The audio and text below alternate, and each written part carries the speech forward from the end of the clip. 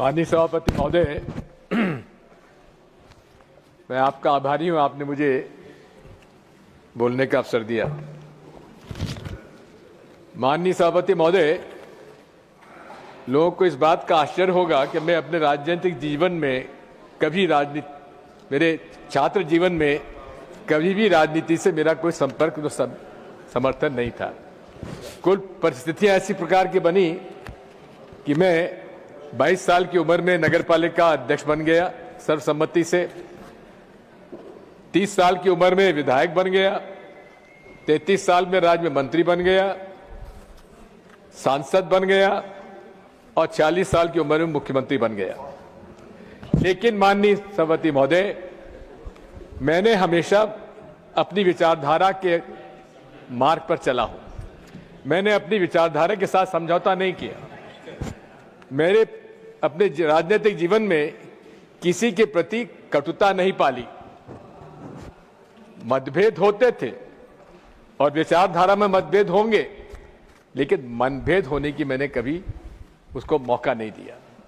आज भी मेरा ये आपसे अनुरोध है, हो सकता है कि मेरे भाषण में कई बार कुछ कटुता आई हो, किसी को बुरा लगा हो, उसके लिए क्षमा प्रार्थी हो, लेकिन इतना मैं आपको अवश्य कह सकता हूं कि चाहे विधानसभा मध्य प्रदेश में हो, चाहे लोकसभा में हो, चाहे यहां हो, मेरे संबंध हमारे उन लोगों के साथ भी बहुत अच्छे रहे हैं जिनकी विचारधारा से मैं सहमत न था, न मैं हूं, न कभी रहूंगा।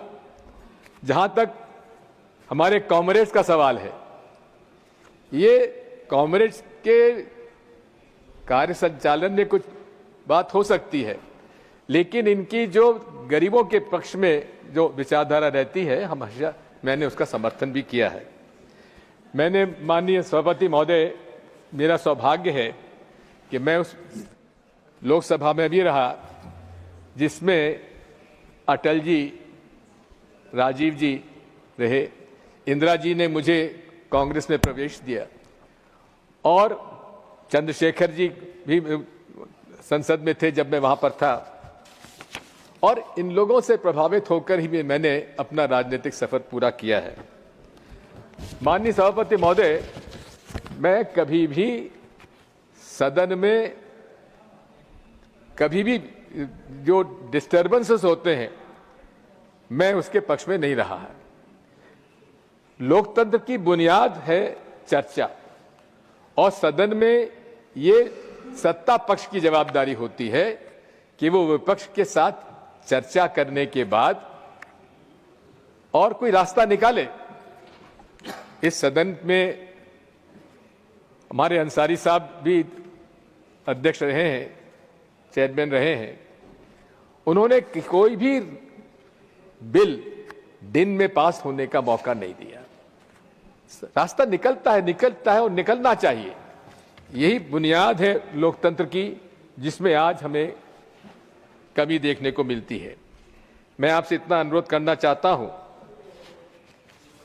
कि आज इस देश में जिस प्रकार से सांप्रदायिक कटुता बढ़ती जा रही है, मनमुटाव बढ़ता जा रहा है, ये देश के लिए उचित नहीं है, न हमारे संस्कार और संस्कृति के प्रति उचित है, और न लोकतंत्र के लिए उचित है, न भारतीय संविधान के लिए उचित है। मैं आज आपसे इतना ही अनुरोध करूंगा कि मैंने अपने राजनीतिक जीवन में अपना रास्ता खुद तय किया है, और ये मैं आभारी हूं आज कांग्रेस पार्टी का, जिन्होंने मुझे हर सदन में आने का मौका दिया।